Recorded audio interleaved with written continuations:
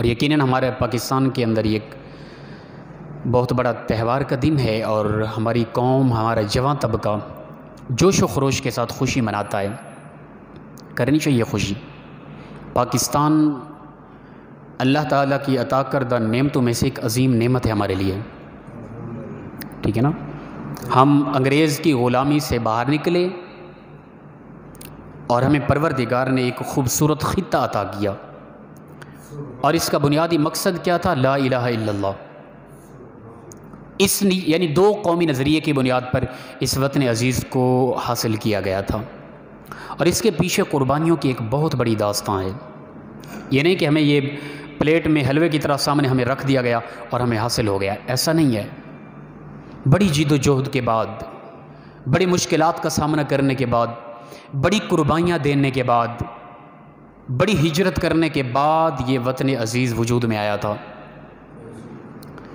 تو یقیناً محنتیں کی، مشقتیں، قربانیاں دی، ہجرتیں کی، اپنا گھر چھوڑے، آباء و اجداد کی وراثت چھوڑی، مال و متال چھوڑا، گھر کے سامان چھوڑے، ہجرتیں کر کے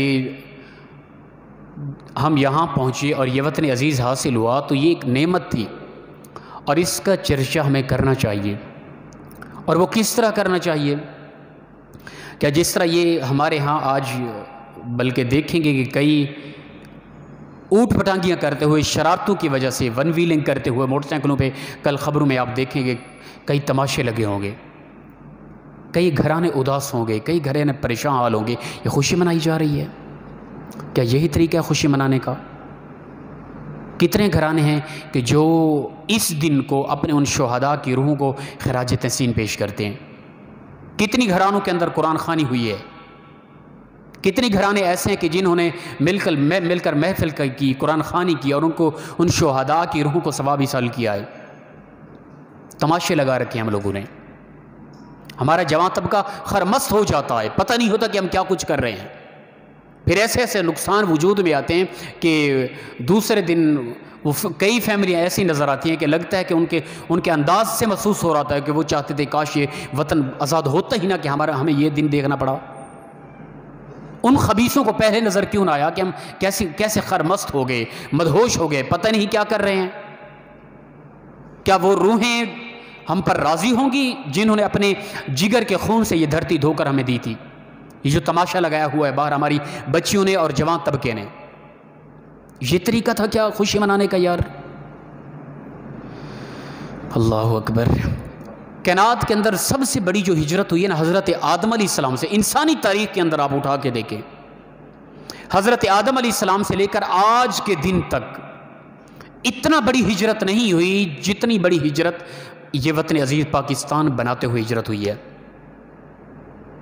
1.25 کروڑ سے زیادہ لوگوں نے اپنے گھر چھوڑے تھے۔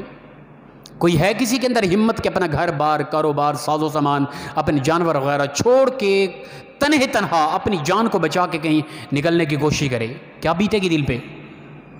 1.25 کروڑ سے زیادہ لوگ تھے جو پاکستان کی سرحد سے پیچھے تھے، سب کچھ چھوڑ کے وہ اس وطن عزیز کی طرف آئے تھے۔ اتنا بڑی ہجرت، مال و متال، جانور اپنے کھیت تھے، جانور کھیتوں میں چر رہے ہیں، وہیں جانوروں کو دور سے سلامی دے کر چھوڑ کے چلے آئے۔ گھر میں جو کچھ پڑا تھا وہ پڑا رہا اپنی جان بچا کے، اور وہ بھی کئی قافلے ایسے کہ جن کے نام و نشان بھی نہ ملے۔ چند ایک لوگ نہیں، کئی قافلے جو وہاں سے ہجرت کر کے نکلے راستے میں مارے گئے، ان کے لاشیں تک نہ ملے۔ ہم نے سمجھا کہ بس یہ بڑے محبت بھرے انداز میں پیک کر کے، خوبصورت پیکنگ تھی، اس انداز میں ہمارے ہاتھوں میں یہ وطن عزیز دے دیا گیا۔ یہ جو تماشے باہر لگے ہوئے ہیں، ان تماشوں کے ذریعے ہمیں محسوس ہوتا ہے کہ وطن عزیز ایک گفٹ کے طور پہ ہمیں ادا کر دیا گیا ہے۔ نہیں میرے بھائی، پاکستان 2 قومی نظریے کی بنیاد پر بنا تھا۔ کچھ لوگ اس پہ بھی اعتراض کرتے ہیں، نہیں جی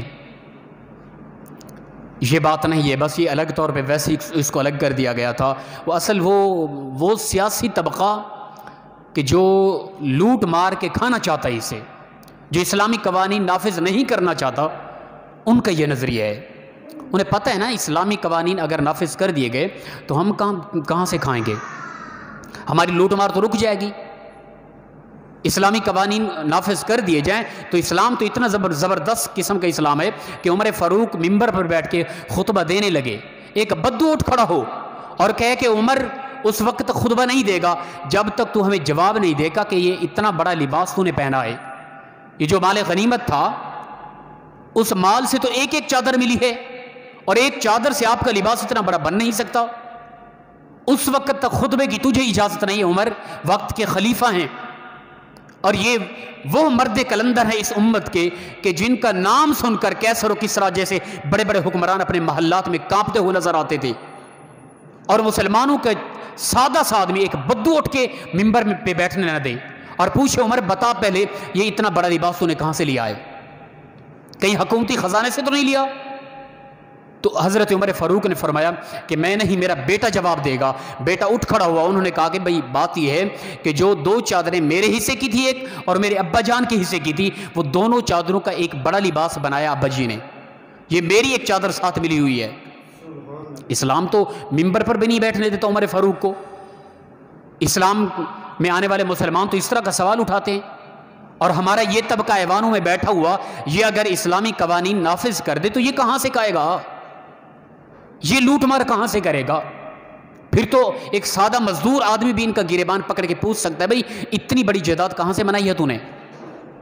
تو لہٰذا یہ لوگ نہیں چاہتے کہ ہم یہ نعرہ لگائیں کہ پاکستان کا مطلب کیا، لا الہ الا اللہ، یہ بالکل نہیں چاہتے۔